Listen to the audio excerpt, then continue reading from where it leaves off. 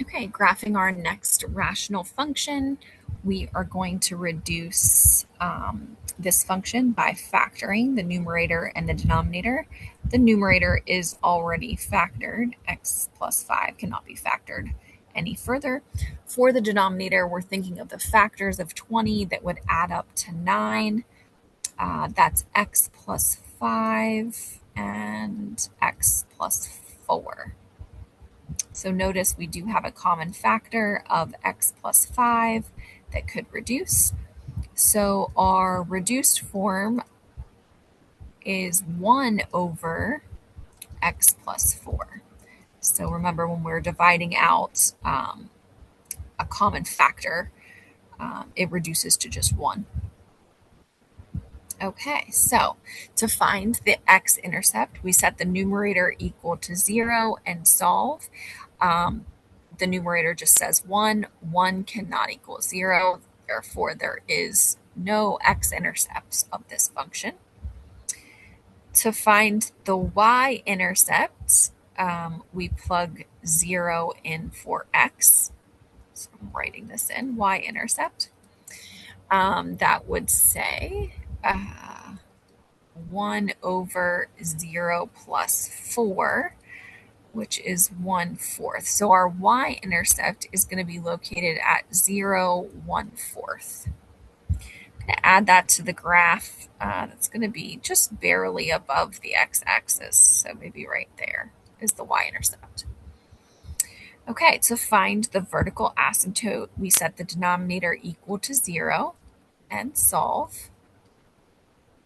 So that gives me the vertical asymptote is going to be located at x equals -4. So -4, there is a vertical line, vertical asymptote going right through x equals -4. To find the horizontal asymptote, we compare the degree of the function. The degree of the numerator is 1. The degree of the denominator is 2.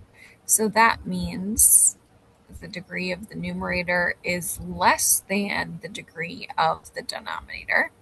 When this happens, the horizontal asymptote is on the x-axis, which has the equation y equals 0.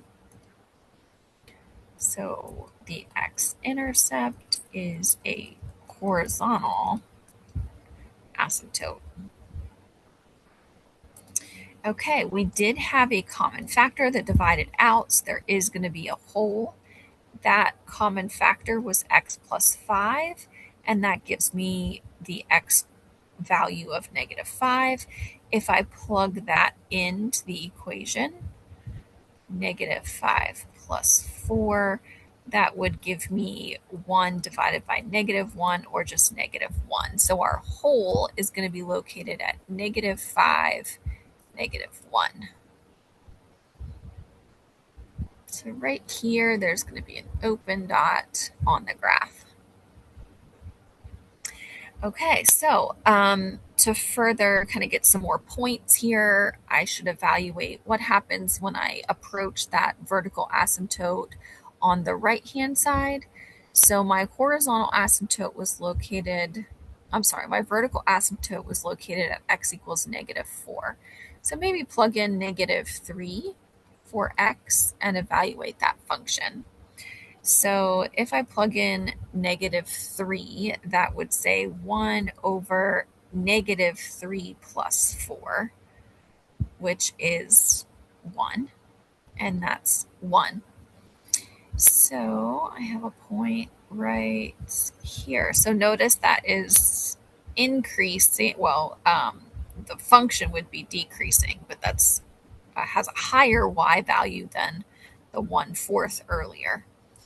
And if we evaluate as x is approaching positive infinity, again, I usually just substitute like a large number like 100 in for x and evaluate. That would say 1 over 104. It's going to be an extremely small number. So this indicates that this part is going to be a smooth curve going through that point. Ooh, not going back up. by getting closer and closer to that horizontal asymptote, but never actually touching it. These smooth curves are very hard to do using a mouse. Sorry about that. Okay, so there's the right side. The left side has a hole below the horizontal asymptote.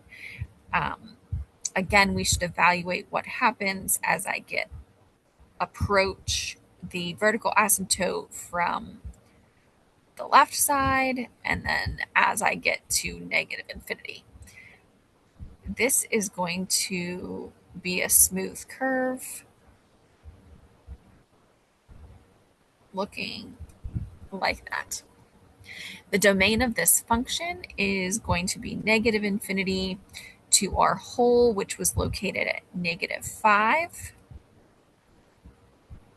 And then from -5 to our vertical asymptote, which was located at -4. And then -4 to infinity.